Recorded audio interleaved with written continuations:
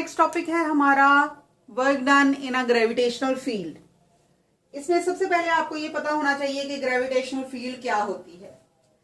हमारी अर्थ के अराउंड ऐसी स्पेस, ऐसी जगह जहां तक अर्थ की ग्रेविटेशनल पुल को एक्सपीरियंस किया जा सकता है, यानी कि ग्रेविटेशनल फोर्स जितने इलाके तक एक्ट करेगी किसी बॉडी के ऊपर, उसको हम कहेंगे ग्रेविटेशनल फील्ड। यानी आपको पता है जमीन हर चीज को अपने मरकज की तरफ खींचती है, तो एक ऐसा इलाका जहां तक किसी चीज को अगर हम जमीन की सतह से ऊपर फेंकें तो वो नीचे आ जाए, यानी अर्थ की ग्रेविटेशनल पुल उसके ऊपर एक्ट कर रही हो, उस एरिया को हम कहते हैं ग्रेविटेशनल फील्ड। अब यहां हम देखेंगे कि अर्थ ग्रेविटेशनल फील्ड के अंदर जब वर्क डन होता है तो वो किस तरह से होता है। एक्चुअली जब हम वर्क डन करते हैं ग्रेविटेशनल फील्ड के अंदर तो हम फोर्स को कंसिडर करते हैं as weight of the body, और वेट ऑफ द बॉडी होता है हमेशा mg के इक्वल। अब आपने पिछली क्लासेस में ये बात पढ़ी हुई है कि अगर बॉडी अपवर्ड मूव करेगा तो इस g की वैल्यू होगी नेगेटिव, और अगर ये बॉडी नीचे की तरफ मूव करेगा तो g की वैल्यू होगी पॉजिटिव। यानी यहां पर अगेंस्ट द फील्ड काम हो रहा है, जबकि यहां पर इसकी नेचुरल अट्रैक्शन के अंडर काम हो रहा है। तो फोर्स और डिस्प्लेसमेंट यहां पर होंगे सेम डायरेक्शन में, इसलिए जी है पॉजिटिव।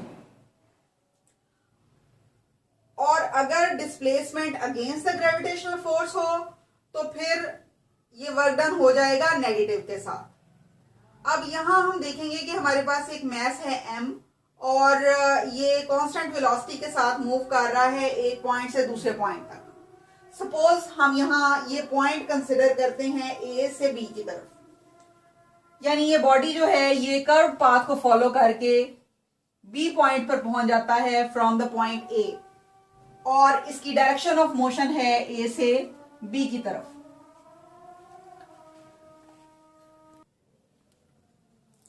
यहां ए से बी तक जाने के लिए ये एज हाइट कवर करता है, यानी ए से बी तक की जो हाइट है वो एज है। अब ये चूंकि ग्रेविटेशनल फील्ड की बात हो रही है तो ग्रेविटेशनल फील्ड में हम डिफरेंट पाथ्स को फॉलो करते हुए ए से बी तक जाएंगे। फर्स्ट पाथ हम ये कंसिडर करेंगे कि ये बॉडी पहले ए से जाता है डी पॉइंट तक, और फिर ये डी से बी पॉइंट तक जाता है। ये है पाथ 1। उसके बाद सेकेंड पार्ट हम कंसिडर करेंगे जिसमें ये ए से सी तक जाएगा पहले, और फिर ये सी से बी तक जाएगा। ये है पाथ 2। और एक तीसरा पाथ ये है जो कि वेरिएबल फोर्स वाले केस में हमने पढ़ा था कि वो इसी कर्व पाथ को फॉलो करते हुए ए से बी तक पहुंच जाएगा। अब बारी बारी हम यहां पर वर्क डन कैलकुलेट करेंगे फॉर दीज 3 पाथ्स। सबसे पहले हम पाथ 1 के लिए वर्क डन को कैलकुलेट करेंगे, और चूंकि हम ये कह रहे हैं कि यहां जो फोर्स अप्लाई हो रही है ये mg होगी, जो कि वेट ऑफ द बॉडी के इक्वल है, और वेट ऑफ द बॉडी हमेशा डाउनवर्ड एक्ट करता है, जबकि हाइट जो है वो ऊपर की तरफ कवर हो रही है। तो हाइट और ये फोर्स ये दोनों है ऑपोजिट डायरेक्शन में, यानी F और डिस्प्लेसमेंट के दरमियान एंगल हो रहा है यहां पर 180 डिग्री का। और चूंकि वर्क डन की डेफिनेशन हमने पढ़ी है F इंटू डी, यानी कि F D cause of theta के इक्वल, तो यहां एफ डी हम लेंगे mg के इक्वल, d को लेंगे h के इक्वल, और यहां है हमारे पास कॉज ऑफ 180 डिग्री, और कॉज ऑफ 180 चूंकि -1 के इक्वल होता है तो यहां वर्क डन हमारे पास होगा -mg h के इक्वल। अब यहां चूंकि हमने कंसिडर किया है कि बॉडी जो है वो पहले जा रहा है ए से डी पॉइंट तक, इसका मतलब है पाथ 1 के लिए जो वर्क डन होगा वो टोटल वर्क डन होगा for part A to D and then from D to B, A से डी तक जब ये बॉडी जा रहा है, नो हाइट इज कवर्ड, तो डब्ल्यू ए डी जब हम निकालेंगे तो ये एफ इंटू डी के चूंकि इक्वल है और यहां पर डिस्प्लेसमेंट है इक्वल टू 0, तो इसलिए ये पूरा वर्क डन 0 होगा इस पार्ट के लिए। यहां हमने 0 पुट कर दिया। और जब ये जाएगा डी से बी तक, तो जो पहले हमने केस कंसिडर किया था एफ इंटू डी का, जिसमें ये mg था और ये h था और कॉज इनके दरमियान बन रहा था 180 डिग्री का, तो इसकी मैग्नीट्यूड हमारे पास आई थी -mgh के इक्वल। यहां हम इसकी वैल्यू -mgh पुट करेंगे, तो टोटल वर्क डन हमारे पास इस पाथ के लिए फ्रॉम ए डी बी ये है -mgh के इक्वल। उसके बाद हम पाथ 2 को कंसिडर करेंगे। पाथ 2 जो है वो भी 2 पार्ट्स पर मुश्तमिल है। टोटल वर्क डन जो होगा वो ए से सी तक जाने के लिए और फिर सी से बी तक जाने के लिए यूज होगा। यहां हम ए से सी तक जब जाते हैं तो उस वक्त एफ डाउनवर्ड एक्ट कर रही है जबकि एच है अपवर्ड, तो F D cause of theta जब हम लेते हैं तो ये एफ होता है mgh डाउनवर्ड और डी है एच के इक्वल जो कि है अपवर्ड, और दोनों चूंकि ऑपोजिट डायरेक्शन में है तो यहां पर थीटा आ गया हमारे पास 180 डिग्री का, और कॉज ऑफ 180 चूंकि -1 के इक्वल होता है इसलिए हमारे पास इस पार्ट के लिए वर्क डन आ गया -mgh के इक्वल।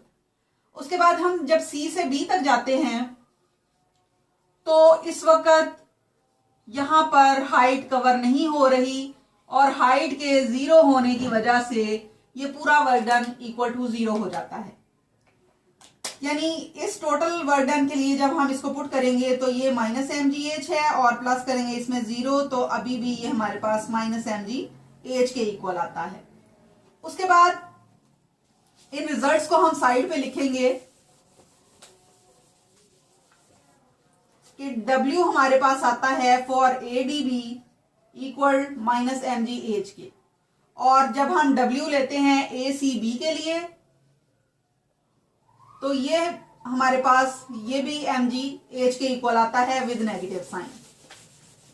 अब जो थर्ड पार्ट है हमारा जिसमें हमने उसी तरह का कर्व बनाया हुआ है जैसा कि हमने वेरिएबल फोर्स वाले टॉपिक में पढ़ा था, तो यहां हम वेरिएबल फोर्स वाला ही केस अप्लाई करेंगे, यानी कि हम n स्मॉल पार्ट्स में इसको डिवाइड करेंगे और n स्मॉल पार्ट से होते होते हम a से b की तरफ चले जाएंगे।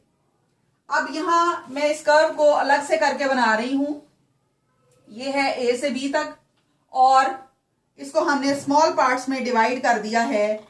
ये है डेल्टा y1 हाइट, उसके बाद है डेल्टा y2 हाइट, उसके बाद ये कवर करता है डेल्टा y3 हाइट और आहिस्ता आहिस्ता होते होते ये पहुंच जाता है डेल्टा yn तक। यानी ये सीढ़ियों की तरह के n स्मॉल पार्ट्स हैं जिनमें ये डिवाइड किया गया है, और n स्मॉल पार्ट जो हैं वो इतने स्मॉल हैं कि इनके दरमियान फोर्स जो है वो नियरली कांस्टेंट रहती है, और चूंकि ये n स्मॉल पार्ट्स कवर करने के बाद h हाइट पर पहुंच जाता है फ्रॉम दी हॉरिजॉन्टल लाइन, तो यहां से हमने a से b तक की हाइट को लिया है h के इक्वल, और चूंकि बॉडी का वेट mg है जो कि हमेशा डाउनवर्ड एक्ट करेगा और वेट ऑफ द बॉडी हमेशा कांस्टेंट रहेगा, तो यहां हमने ये कंसिडर करना है कि वर्क डन a से b तक जाते हुए जब हम सारे पार्ट्स के लिए सम अप करेंगे तो mg will be the same, और चूंकि हम ऊपर की तरफ जा रहे हैं और वेट ऑफ द बॉडी नीचे की तरफ एक्ट कर रहा है तो इन दोनों की ऑपोजिट डायरेक्शन होने की वजह से हमने यहां पर नेगेटिव साइन का यूज किया है, और हम यहां पर सारे स्मॉल पैचेस का इनको हम ऐड कर देंगे n पार्ट्स तक, और जब n पार्ट्स तक इनको डिवाइड करेंगे तो ये है टोटल हाइट h के इक्वल। इसका मतलब ये है कि अगर हम a से b तक डायरेक्ट जाते हैं जो कि थर्ड पाथ है, तो इसके लिए भी हमारे पास वर्क डन माइनस mgh के ही इक्वल आता है। इससे नतीजा ये निकला कि हम चाहे पाथ 1 को फॉलो करें, पाथ 2 को फॉलो करें या पाथ 3 को फॉलो करें, वर्क डन हमेशा एक जैसी मैग्नीट्यूड का आता है। तो इसका नतीजा ये निकला कि work done in the earth gravitational field is independent of the path followed. यानी आप किसी भी रास्ते से ए से बी तक पहुंचे, वर्क डन हमेशा सेम रहेगा। तो work done in a gravitational field is independent of path, यानी पाथ उसके ऊपर असरअंदाज नहीं होगा, मैग्नीट्यूड ऑफ वर्क डन हमेशा एक जैसी ही रहेगी। और ऐसी फील्ड जिसमें work done independent of path हो उसको हम कहते हैं कंजर्वेटिव फील्ड। यानी अर्थ की ग्रेविटेशनल फील्ड जो है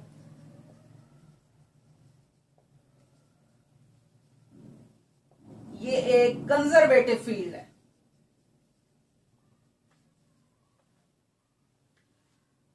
कंजर्वेटिव फील्ड की दूसरी डेफिनेशन ये है कि आप जब भी किसी क्लोज्ड पाथ के अंडर वर्क डन को कैलकुलेट करेंगे तो वो हमेशा 0 रिजल्ट देगा। यानी अगर आप इसी केस को ले लें, ए से डी तक जा रहे हैं और डी से बी तक जा रहे हैं, यानी ये एक ऐसा ही क्लोज्ड पाथ है कि आप सारा चक्कर कंप्लीट करने के बाद अगेन ए पॉइंट पर पहुंच जाते हैं। ए से बी तक जाएंगे, बी से सी तक जाएंगे, ये है सी पॉइंट, सी से डी तक जाएंगे और डी से फिर ए तक आ जाएंगे। ये हो गया क्लोज पाथ। यानी हमने एक पॉइंट ए से स्टार्ट किया और घूम फिर कर हम वापस उसी ए पॉइंट पर आ गए। तो अब हमें ये देखना है कि इस वक्त वर्क डन जो है वो इक्वल टू 0 होता है या नहीं होता। जैसे इस केस में हमने कहा था कि नो हाइट इज कवर्ड, ए से बी तक जब ये जाएगा तो हाइट के 0 होने की वजह से वर्क डन चूंकि mgh के इक्वल है तो ये इक्वल टू 0 हो जाएगा ए से बी तक। उसके बाद हम जाएंगे बी से सी तक, क्योंकि हम ऊपर की तरफ जा रहे हैं तो हाइट है ऊपर की तरफ और वर्क डन है फोर्स है नीचे की तरफ। तो इन दोनों की ऑपोजिट डायरेक्शन होने की वजह से F T cause of theta चूंकि हम ले रहे हैं तो एफ हो जाएगा mg के इक्वल, डी होगा h के इक्वल और यहां पर कॉज ऑफ 180 डिग्री होगा जो कि -1 के इक्वल होता है। इसलिए work done from B to C हमारे पास -mgh के इक्वल आ गया। उसके बाद सी से डी पॉइंट तक जब हम जाएंगे तो अगेन हम एक ही लेवल पर हैं, इसलिए इस केस में भी हाइट इक्वल टू 0 होगी और ये जो mgh है ये भी इक्वल टू 0 हो जाएगा। उसके बाद हम डी से ए की तरफ आ रहे हैं तो अब हम डाउनवर्ड आ रहे हैं, यानी वर्क डन नीचे की तरफ जब हम कैलकुलेट करेंगे तो एच भी नीचे की तरफ और mg भी नीचे की तरफ। तो दोनों की सेम डायरेक्शन होने की वजह से हमारे पास जो F D cause of theta है, अब थीटा हमारे पास हो जाएगा 0 के इक्वल, क्योंकि ये दोनों सेम डायरेक्शन में है। और कॉज ऑफ 0 चूंकि 1 होता है तो ये प्लस mgh के इक्वल आ गया हमारे पास। और अब चूंकि हम इन सारे पार्ट्स का सम करेंगे टोटल वर्क डन कैलकुलेट करने के लिए, तो हम W को लिखेंगे WAB plus WBC plus WCD